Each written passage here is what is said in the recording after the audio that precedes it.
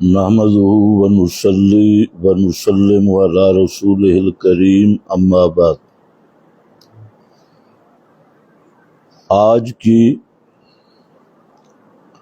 یہ مختصر سی نشست ایک تو واقعہ کربلا کے متعلق سوال و جواب کی نشست ہے، لیکن اس سے پہلے چند اہم باتیں وہ سمجھنا ضروری ہیں۔ پہلی بات یہ ہے کہ تمام ائمہ اور تمام اسلام کی طرف منسوب فرق اور مذاہب اس بات پر متفق ہیں کہ نبی کریم صلی اللہ علیہ وسلم کی محبت کے بغیر ایمان نبی وسلم نے فرمائی۔ قرآن کریم میں النبی اولا بالمؤمنین من انفسہم، اولا کا معنی مفسرین نے کیا احق کو، یعنی مومن آدمی کا اس کی جان کا اس پہ اتنا حق نہیں جتنا رسول اللہ صلی اللہ علیہ وسلم کا حق ہے۔ وسلم کا حق ساری کائنات سے زیادہ اور اپنی جان سے بھی زیادہ وہ آپ کا حق مانے گا اور حق جانے گا۔ اسی آیت کی تبیین اور تفسیر میں مطابق کہ اس وقت تک کوئی آدمی بھی مومن نہیں بن سکتا جب تک احبا سب سے زیادہ محبوب میں نہ ہوں اس کے ہاں، مجھ سے سب سے زیادہ محبت نہ کرے اپنے والدین سے، اولاد سے اور ساری کائنات سے۔ تو یہ قرآن و سنت کا آپ کی حقیقتاً یہ محبت کی شان نہیں تو وہ آدمی مسلمان نہیں ہے، ایماندار نہیں ہے۔ آپ صلی اللہ علیہ وسلم کی محبت کے تقاضوں، چاہے وہ آپ کی صحبت ہو، آج بدقسمتی سے امت کئی گروہوں میں تقسیم ہو گئی۔ ایک گروہ کھڑے ہو کے کہتا ہے کہ ہم عظمت صحابہ والے ہیں، حب صحابہ کے نعرے۔ دوسرا گروہ کہتا ہے ہم حب اہل بیت والے ہیں، تقسیم کر دی۔ حالانکہ یہ بات ذہن میں رکھ لیں کہ صحابہ کی محبت کے بغیر اہل بیت کی محبت کا دعویٰ فراڈ پہ مبنی ہے، دھوکہ ہے اپنے ساتھ بھی۔ کیوں کہ صحابہ سے محبت بھی ہے پیغمبر کی محبت کی وجہ سے، اور قرابت داروں سے، اہل بیت سے، آل رسول سے بھی محبت ہے پیغمبر کریم کی نسبت کی وجہ سے۔ اس لیے یہ کبھی نہیں ہو سکتا کہ ایک دل میں حب صحابہ ہو اور بنیاد وہ حب رسول ہے۔ اور جس آدمی کے دل میں نبی کریم علیہ السلام کی سچی محبت ہے تو آپ کے صحابہ کی بھی سچی محبت ہوگی اور آپ کے قرابت کی بھی سچی محبت ہوگی، اہل بیت کی بھی سچی محبت ہوگی، آل و اطرت کی بھی سچی محبت ہوگی. تو اس لیے ایمان کے لیے دونوں چیزوں کو ملحوظ رکھنا. تو اس میں تقسیم سے بچنا ہے کہ کوئی صرف حب صحابہ کے محبت کا تقاضا، دونوں چیزوں کو ملحوظ رکھنا ہے. اب دوسری بات، رسول اہل بیت رسول ہے، ان کا سب سے پہلا قرآنی مصداق جس کو قرآن نے آیت تطہیر میں اہل بیت کہا، وہ فقط ازواج رسول ہے، امہات المومنین. اور یہی وجہ ہے کہ جو آیت میں نے پڑھی اس میں بھی غور کریں، النبی اولا بالمؤمنین من انفسہم، آگے کیا ذکر کیا، وازواجہ امہاتہم. تو جہاں پیغمبر کے احق ہونے کا ذکر کیا، آگے ازواجہ امہاتہم. تو سب سے پہلا مصداق قرآنی مصداق، قرآن پاک کے 5 مقام ایسے ہیں جس میں اہل بیت سے مراد بیوی ہیں، بالاسالت، بالتبع کی بات نہیں کر رہا، بالاسالت حقیقی مصداق قرآنی مصداق وہ ازواج مطہرات. اور پھر یہ اس کے ساتھ جو دوسرا مصداق ہے حدیث پاک میں، تو وہ ہے نبی کریم علیہ السلام کے وہ خونی رشتے جن کو ایمان کی توفیق ہوئی، جو مومن بنے، اور آپ کے نسبی رشتے، انہیں اہل بیت نسب کہا جاتا ہے. اور پہلے جو وہ اہل بیت قرآنی ہیں، حقیقی ہیں، ازواج مطہرات بالاسالت ہیں، اور اہل بیت سکونت. اور تیسرا اہل بیت نبوت، قیامت تک جو آدمی بھی آپ کا متبع ہے، عقیدہ عمل میں، ایمان میں، عمل میں بدعتی نہیں ہے، مشرک نہیں ہے، ملحد نہیں ہے، اور آپ کا سچا متبع ہے، تو چاہے وہ کسی نسل کا ہو، کسی علاقے کا ہو، کسی جگہ کسی زمانے کا ہو، تو وہ بھی آپ کے آل اور اہل بیت کا فرد ہے، اور وہ اہل بیت نبوت ہے.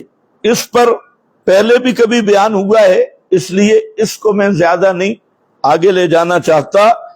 تو آج جو ہم گفتگو کریں گے وہ گفتگو خاص ہوگی، اور اس گفتگو کا تعلق ہے سیدنا حسین رضی اللہ تعالی عنہ اور سیدنا حسن رضی اللہ تعالی عنہ کے متعلق.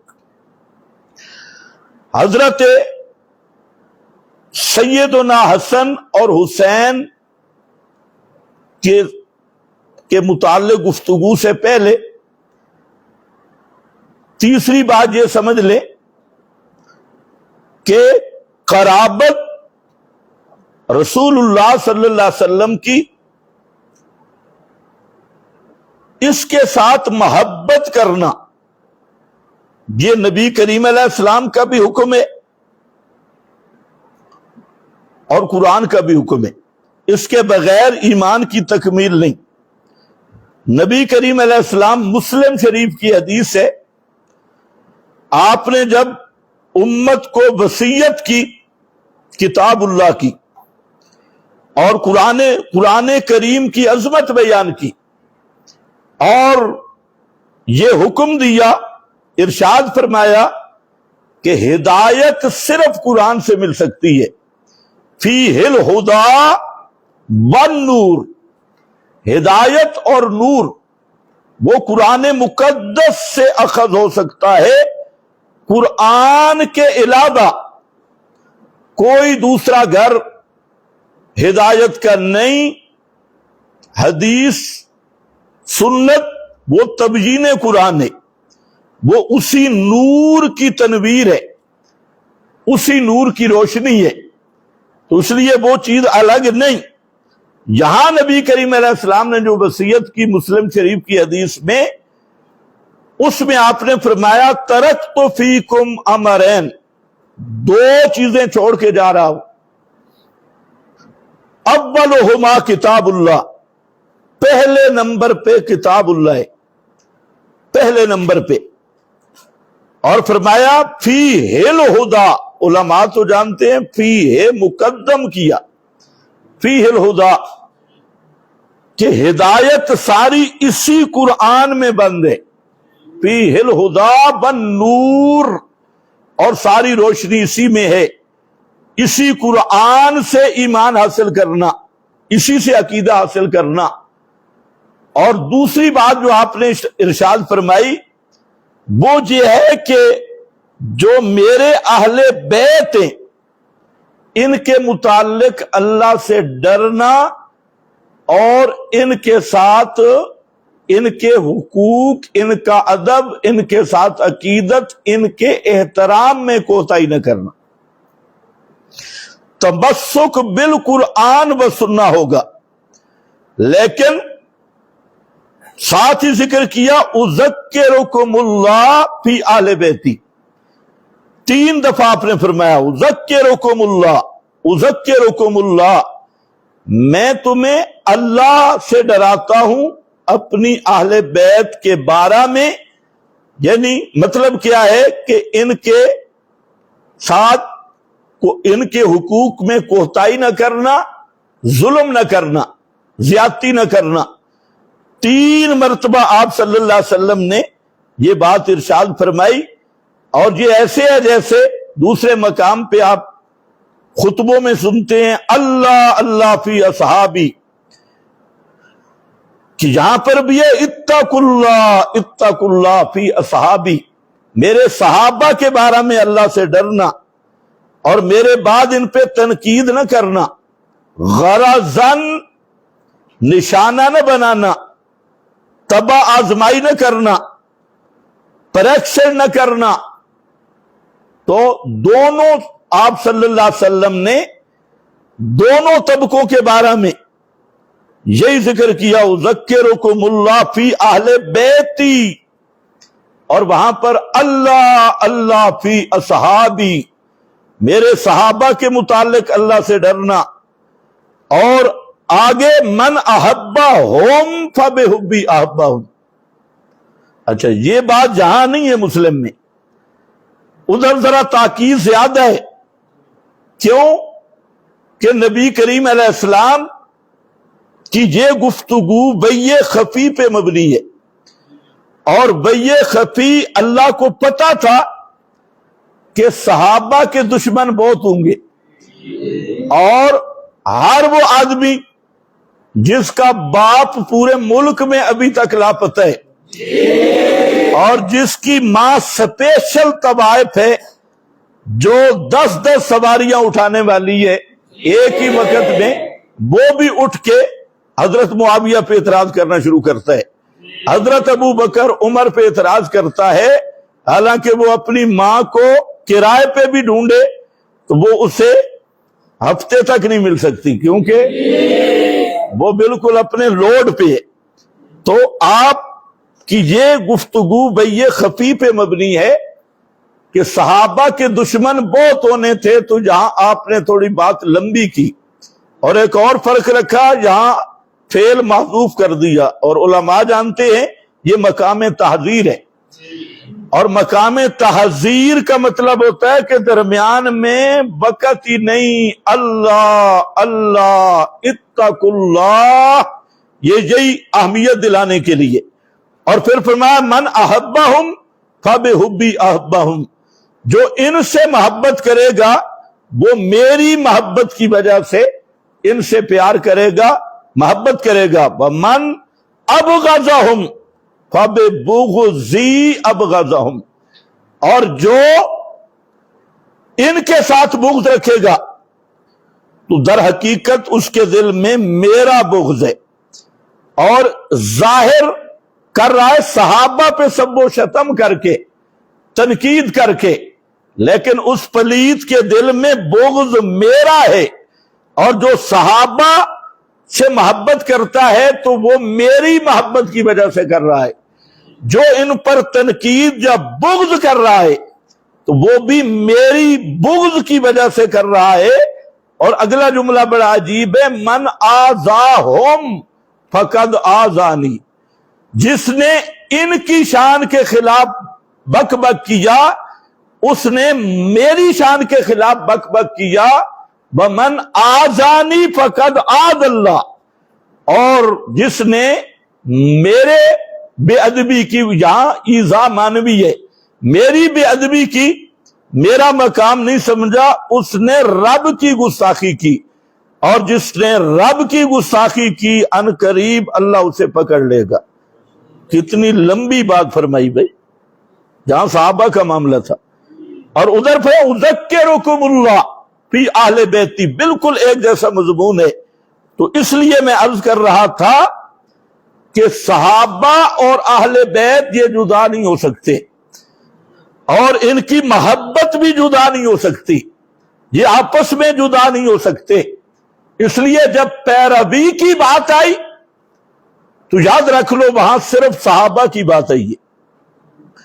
جہاں حق اور باطل کے معیار کی بات آئی تو وہاں پر کیا آیا؟ ما انا علیہ و اصحابی، ما انا علیہ و اصحابی۔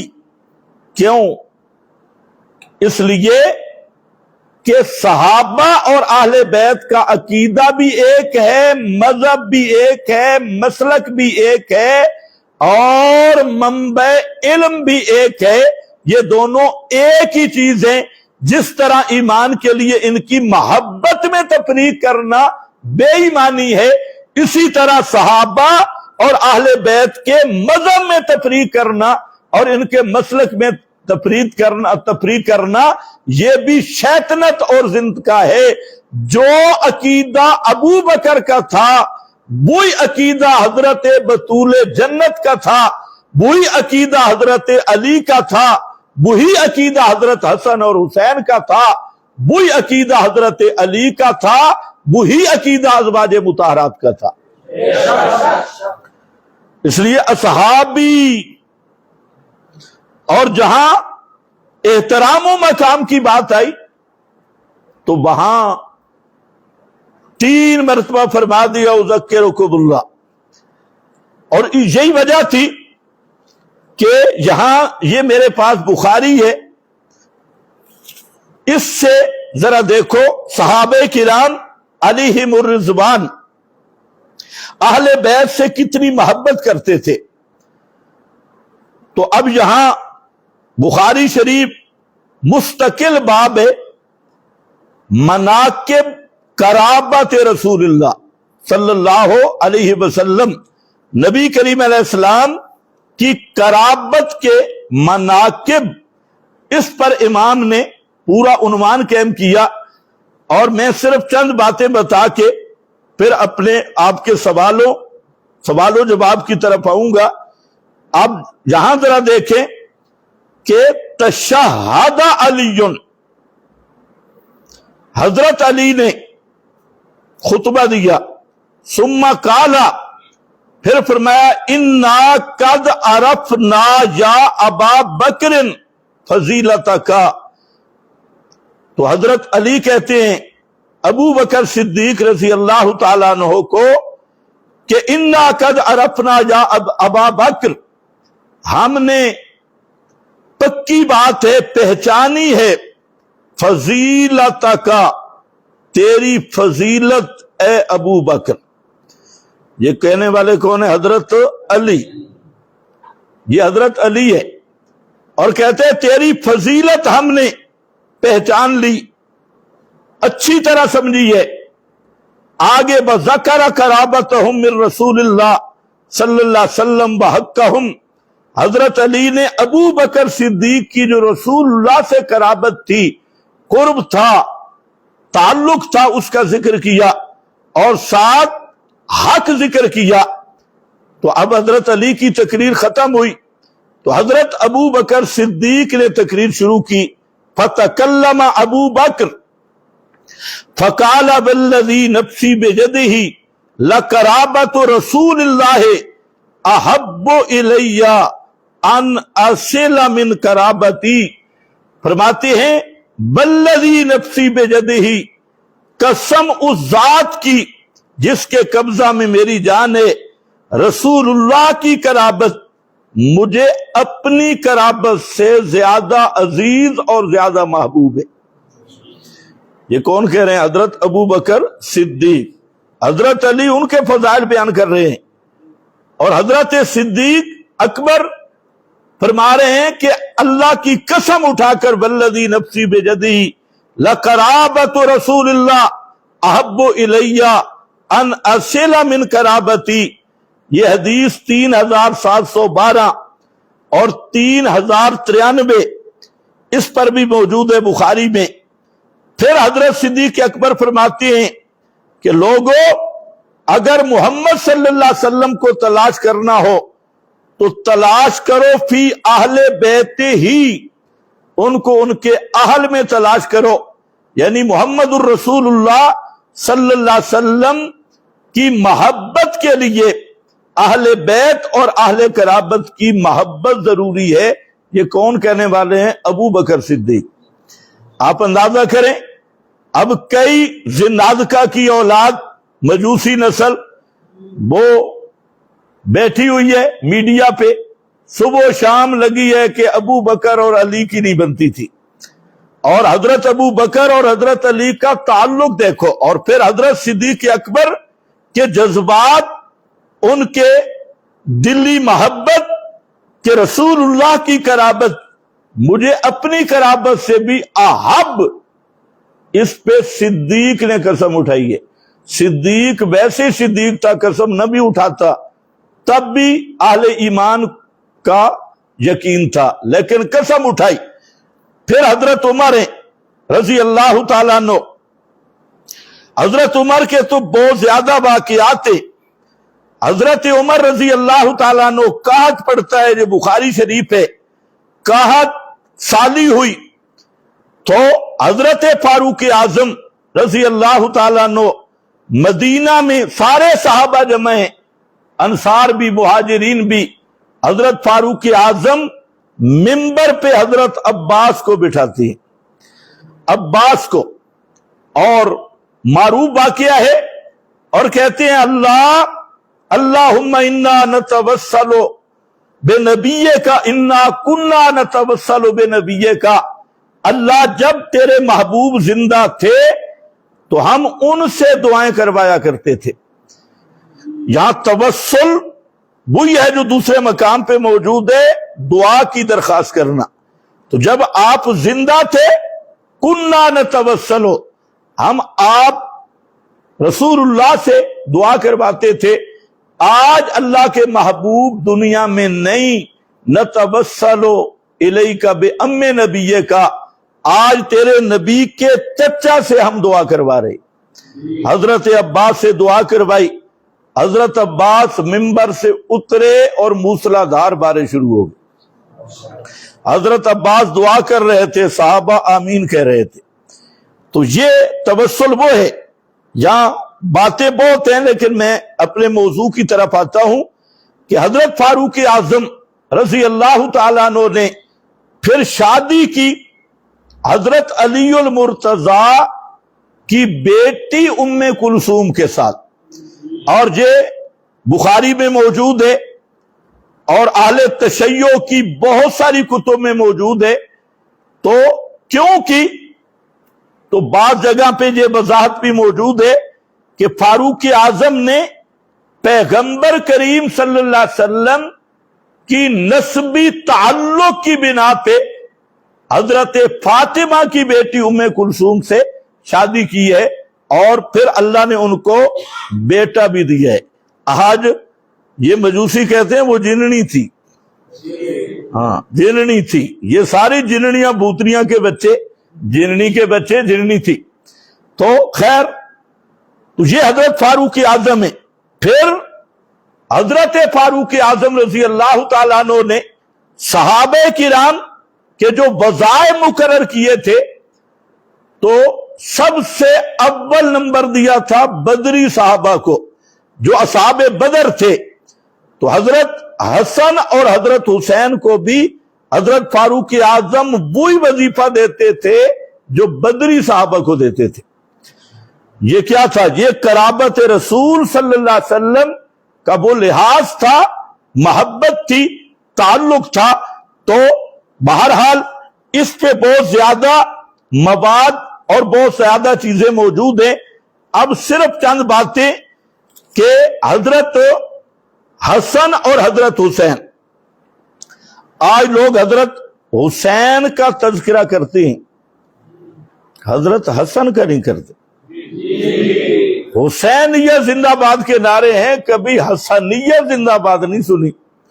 حضرت حسین کے نعرے کیوں نہیں؟ حضرت حسین بھی تو نبی کا نواسہ ہے، حضرت علی کا بیٹا ہے اور حضرت فاطمہ کا بڑا بیٹا ہے، لیکن ان کے ساتھ کوئی پیار نہیں، ان کا نام بھی نہیں. کہتے ہیں وہ بھی شہید ہوئے، دعوت ہے، وہ ان کی بھی شہادت ہے. تو ان کی شہادت پر تو کوئی ہم نے جلوس نہیں دیکھا، کوئی شور نہیں دیکھا. لیکن آخر یہ راز کیا ہے کہ حضرت حسین کا نام لیتے ہیں. حضرت علی کے 18 بیٹے ہیں، ان کا نام کبھی نہیں دیکھا. کسی ذاکر کو بھی روتے ہوئے نہیں دیکھا کہ ایک ابو بکر بھی شہید ہوا تھا کربلا میں، عمر بھی شہید ہوا تھا کربلا میں، عثمان بھی شہید ہوا تھا کربلا میں. ان کے لیے نہ کوئی دوڑا دیکھا ہے، نہ کوئی مائیا، نہ کوئی مرثیہ، نہ کوئی اور شیر میر، کوئی بھی نہیں. تو یہ چیز سمجھنے والی ہے. حضرت حسن رضی اللہ تعالیٰ عنہ، یاد رکھو حضرت حسن کی نبی کریم علیہ السلام سے جو صحیح سند سے عظمت ثابت ہیں، تعداد کے اعتبار سے وہ حضرت حسین سے بھی زیادہ ہیں.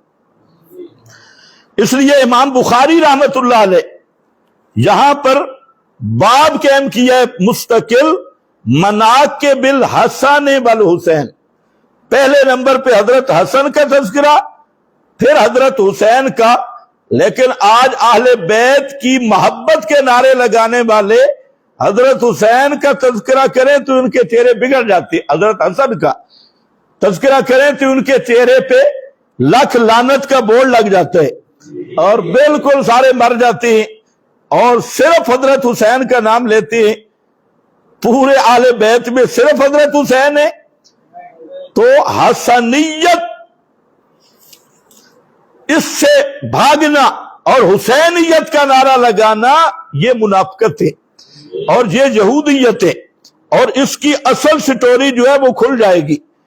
تو امام بخاری پہ اللہ کی رحمت ہو، یہاں پر حضرت حسن کی شان کے لیے جو انہوں نے حدیث منتخب کی وہ حدیث بڑی شان والی ہے. پہلے نمبر پہ لائے، فرماتے ہیں کہ حضرت ابو بکرہ صحابی ہے، یہ طائف کے موقع پر ایمان لائے. حضرت ابو بکرہ کہتے ہیں سمیت النبی صلی اللہ علیہ وسلم علی المنبر، میں نے نبی کریم علیہ السلام سے منبر پہ سنا، بل حسن الی جنبہ ینظر الی الناس مرتن والیہ مرتن. پیغمبر کریم منبر پہ تھے اور حضرت حسن رضی اللہ تعالیٰ عنہ آپ کے پہلو میں تھے. آپ کبھی اس طرف لوگوں کو دیکھتے، کبھی اس طرف لوگوں کو دیکھتے. بیقول، اور آپ فرما رہے تھے کہ ابنی ھذا سید، ابنی ھذا سید.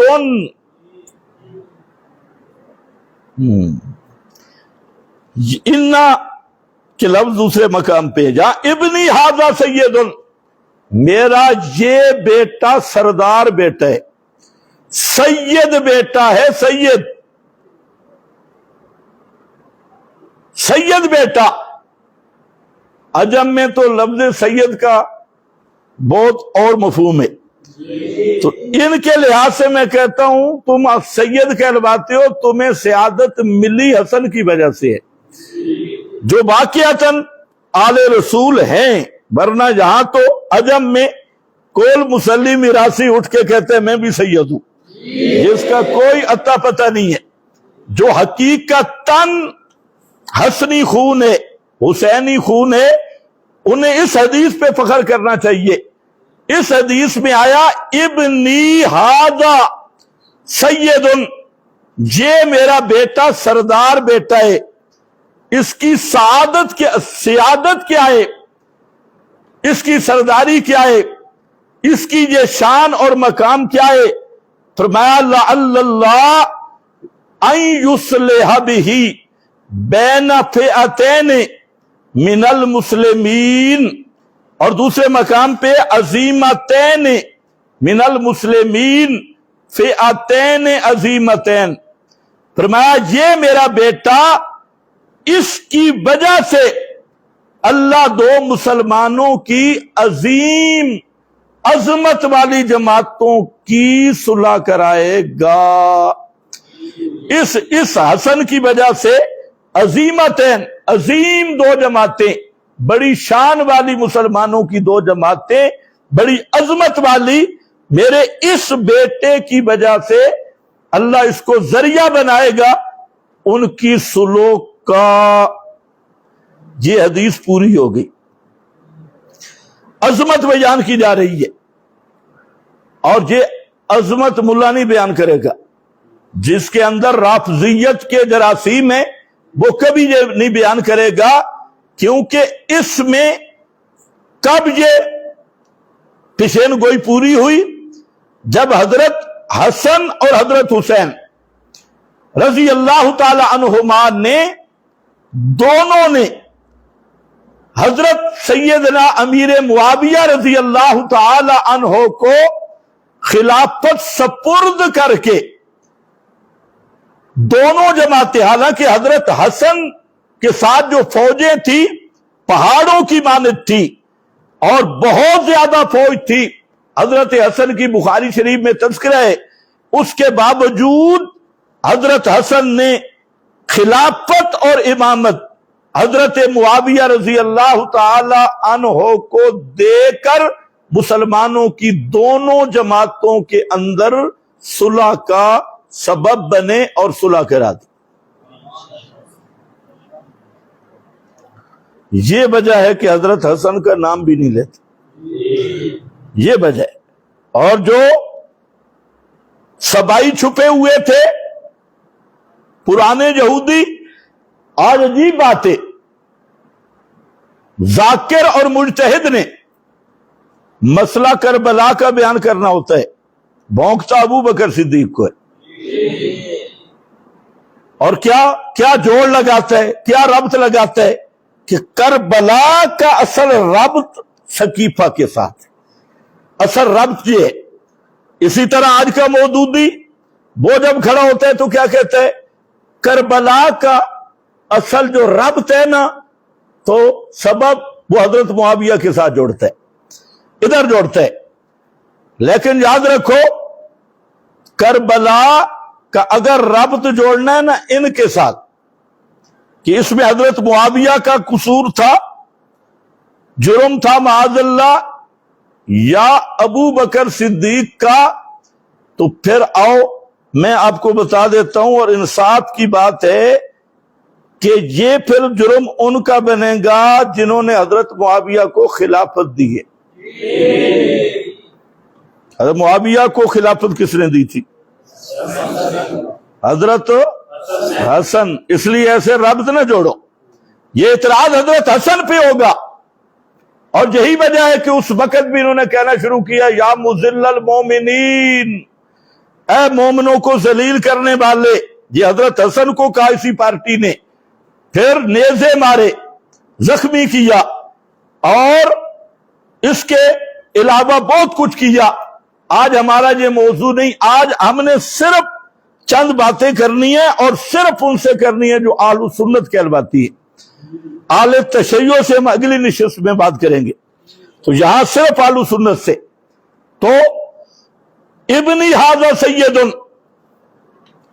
इसी तरह फरमाया हजरत हुसैन रजी अल्लाह ताला अन्हो की शान बयान करते हुए नबी करीम अलैहिस्सलाम ने दोनों को इकट्ठा भी, ये अगली हदीस है, हजरत उसामा बिन जैद है, और हजरत उसामा बिन जैद ये वो सहाबी है कि बुखारी में मौजूद है, अहब्बन नास इला रसूलिल्लाह सल्लल्लाहु अलैहि वसल्लम, जो रसूलुल्लाह को सबसे ज्यादा महबूब है।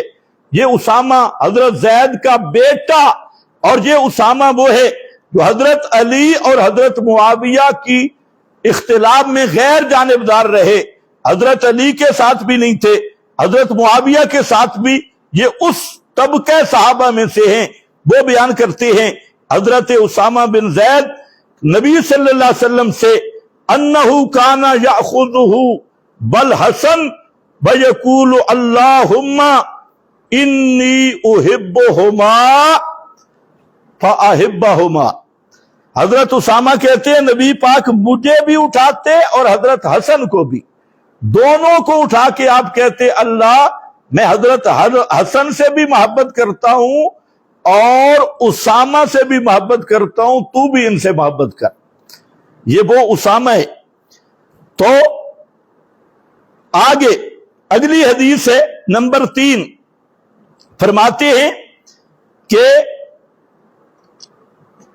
नबी करीम अलैहिस्सलाम ने फरमाया, हजरत बर्रा इब्न आजिब रजी अल्लाह ताला अन्हु फरमाते हैं, रअयतु नबिय्य सल्लल्लाहु अलैहि वसल्लम बल हसन इब्न अली अला आतिकिही, मैंने रसूलुल्लाह सल्लल्लाहु अलैहि वसल्लम को देखा और हसन बिन अली आपके कंधों पे थे।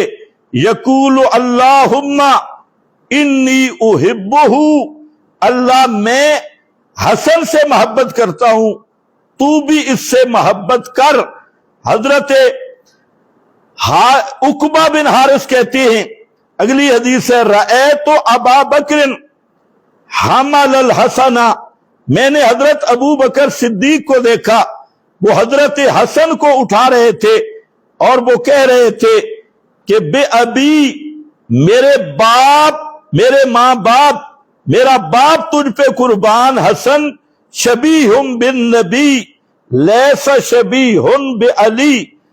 तो फरमा रहे थे कि हसन ये पैगंबर की तस्वीर है और पैगंबर की शक्ल सूरत के लिहाज से ये पैगंबर करीम की शबी है, मुशाबे है, ये अली के मुशाबे नहीं, नबी के मुशाबे है। तो हजरत अली ब अलीयुन यज़ह को, हजरत अली ये सुन के हंस रहे थे। तो हजरत सिद्दीक अकबर हजरत हसन को कंधों पे उठा के कहते हैं कि ये नबी की तस्वीर है, ये पैगंबर की शबी है और हजरत अली की शबी नहीं, हजरत अली इस पे हंस रहे हैं, ये इनकी मोहब्बत और इनका प्यार है। और फिर इसी तरीका से हजरत अनस बिन मालिक रजी अल्लाह ताला अन्हु खादिम रसूल फरमाते हैं, लम यकुन अहदुन अशबह बिन नबी मिनल हसन इब्न अली, कि नबी करीम अलैहिस्सलाम की शक्ल सूरत के साथ सबसे ज्यादा हजरत हसन की सूरत मिलती थी और किसी की भी इतनी सूरत आपके साथ नहीं मिलती थी जितना हजरत हसन रजी अल्लाह ताला अन्हो की सूरत आपके मुशाबे थी। सवाल यह है कि हसन का तज़किरा क्यों नहीं करते भाई? इस ताजर पार्टी से पूछो, दुकानदारों से, कि हजरत हसन, हसनिया जिंदाबाद के नारे क्यों नहीं होते? वजह वही है जो पहली हदीस में आ चुकी है। तो खैर, इसी तरह अब यहां चंद हदीसें सिर्फ जो हजरत हुसैन रजी अल्लाह ताला अन्हो के मुताल्लिक हैं वो मैं जिक्र करूंगा, कुछ तो दोनों के मुताल्लिक हैं। मुस्नद अहमद में, जिसको मुहक्किक ने सही कहा, और ये नसाई में भी है, कुबरा में, तबरानी में भी है, इब्ने अबी शैबा में, इसमें आ रहा है, हजरत अबू सईद खुदरी रजी अल्लाह ताला अन्हु बयान करते हैं قال رسول اللہ صلی اللہ علیہ وسلم الحسن والحسین سیدہ شباب اہل الجنہ، حسن اور حسین یہ سردار ہیں جنتی نوجوانوں کے، سیدہ شباب اہل الجنہ۔ اور اس کو جو محقق ہے مسند احمد کا، اس نے بھی صحیح کہا، اسی طریقے سے اس کی سند صحیح ہے۔ دوسرے مقام پہ پھر فرمایا کہ اللہ نے مجھے خوشخبری دی ہے جبریل کے فرشتے کے ذریعے کہ ان الحسن والحسین سیدہ شباب اہل الجنہ، حضرت حسن اور حضرت حسین یہ جنتی نوجوانوں کے سردار ہیں، وَأَنَّ فَاطِمَةَ سَيِّدَةُ نِسَاءِ اہل الجنہ، اور حضرت فاطمہ جنت کی عورتوں کی سردار ہیں۔ تیسرے نمبر پر جہاں ترمذی میں بھی ہے اور مسند میں بھی ہے، مسند احمد میں بھی، برا ابن عازب رضی اللہ تعالی عنہ سے فرمایا نبی کریم علیہ السلام نے اللہم انی احبہما، اللہ میں حسن اور حسین سے محبت کرتا ہوں، فاحبہما، تو بھی ان دونوں سے محبت کر۔ اسی طریقہ سے حضرت ابو ہریرہ رضی اللہ تعالی عنہ سے روایت ہے، فرماتے ہیں من احبہما فقد احبنی ومن ابغضہما فقد ابغضنی، جس نے ان دونوں سے محبت کی، حضرت حسن اور حسین سے، اس نے میرے ساتھ محبت کی۔ یہ اسی طرح ہے من احبہم فبحبی احبہم ومن ابغضہم فببغضی ابغضہم، من احبہما فقد احبنی ومن ابغضہما فقد ابغضنی۔ مراد کیا تھے؟ حضرت حسن اور حضرت حسین رضی اللہ تعالی عنہما۔ اور فرماتے ہیں حضرت عبداللہ ابن عباس رضی اللہ تعالی عنہ فرماتے ہیں کہ کان النبی صلی اللہ علیہ وسلم یعوذ الحسن والحسین ویقول انا اباکما ابراہیم کان یعوذ بہا اسماعیل و اسحاق اعوذ بکلمات اللہ التامہ من کل شیطان وہامہ ومن کل عین لامہ۔ تو نبی کریم صلی اللہ علیہ وسلم حضرت حسن اور حضرت حسین کو دم کرتے تھے۔ کیا کرتے تھے؟ اونچے بولو۔ یعوذ، یعوذ کا معنی ہوتا ہے دم کرنا، گٹ لٹکانا نہیں ہوتا۔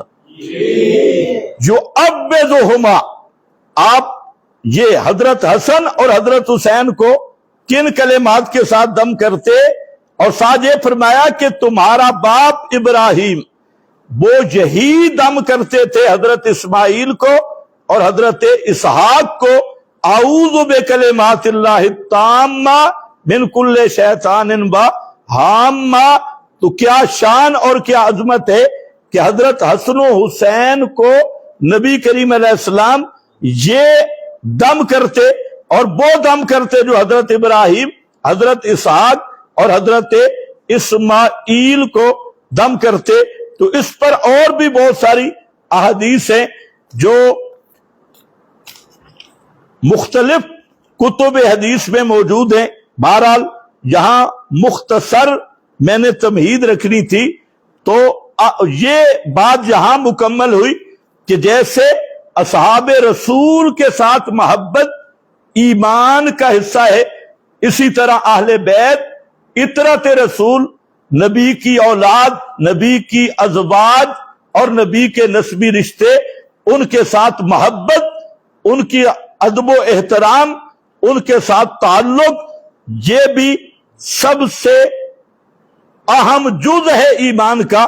اگر کسی کے دل میں جیسے صحابہ کا بغض ہو، امام ابو حنیفہ، امام محمد، امام ابو یوسف، تینوں اماموں کا جو عقیدہ طحاویہ میں مذکور ہے، وہاں بہترین جملہ ہے، فرماتے ہیں کہ بغضہم کفر و نفاق و طغیان فرمایا صحابہ میں سے کسی کے ساتھ بھی بغض کرنا یہ کفر بھی ہے، نفاق بھی ہے، اور طغیان بھی ہے۔ طغیان کا معنی ذرا مشکل ہے، اتنا سمجھ لو، تغلما کا معنی ہوتا ہے پانی اپنے کناروں سے نکل جائے، اپنی حدود سے باہر پانی چلا جائے، اس وقت بولتے ہیں تغلما۔ آگے خود سمجھ لینا کہ جہاں طغیان کیا ہے، یہ اس میں بھی مبالغہ ہے۔ تو خیر بہرحال، تو اسی طرح جو بغض اہل بیت ہے، بغض اطرت رسول ہے، تو بغیض اہل بیت کا یا اولاد رسول کا یہ بھی ایمان اس کو نصیب نہیں ہو سکتا۔ اب ذرا دوسری بات سمجھے، ہمارا یہ جو آج کا مختصر چیپٹر تھا وہ جہاں ختم ہوا، دوسرا حصہ ہے کہ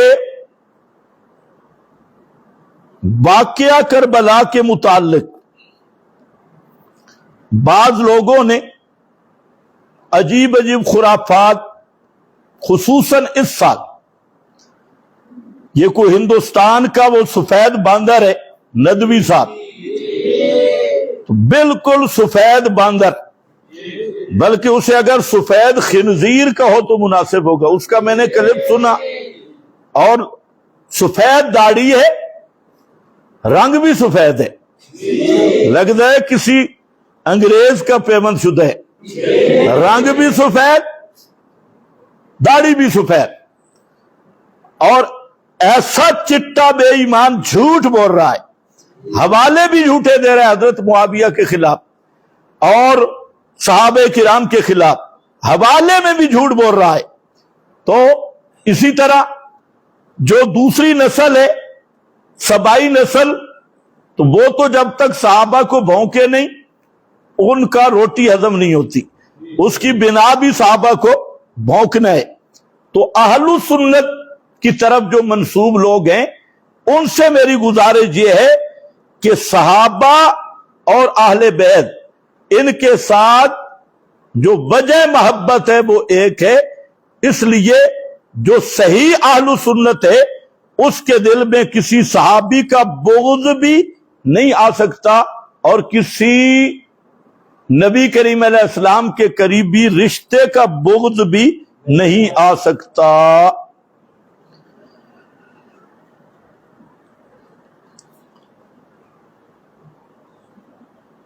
اب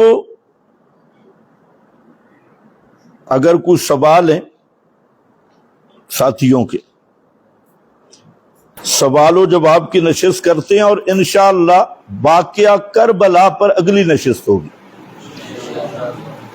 ابھی ذرا جو کسی کا سوال ہے وہ آپ کر سکتے ہیں۔ پہلا سوال یہ ہے کہ حضرت حسین کے اصل قاتل کون تھے؟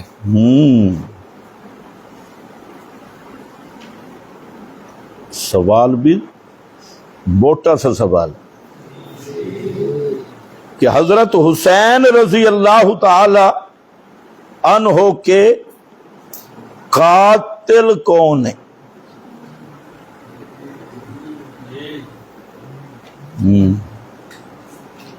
جہاں چند باتیں سمجھے۔ پہلی بات یہ ہے کہ یہ جو واقعہ ہے کربلا کا، مقتل حسین رضی اللہ تعالی عنہ، یہ قرآن میں نہیں ہے۔ اس دفعہ کوئی ذاکر کہہ رہے تھے قرآن میں ہے، شاید وہ اسی میں ہوگا جو ابھی امام کے پاس، جو یہ ہمارے پاس قرآن ہے اس میں نہیں ہے، 30 پاروں میں نہیں ہے۔ دوسرا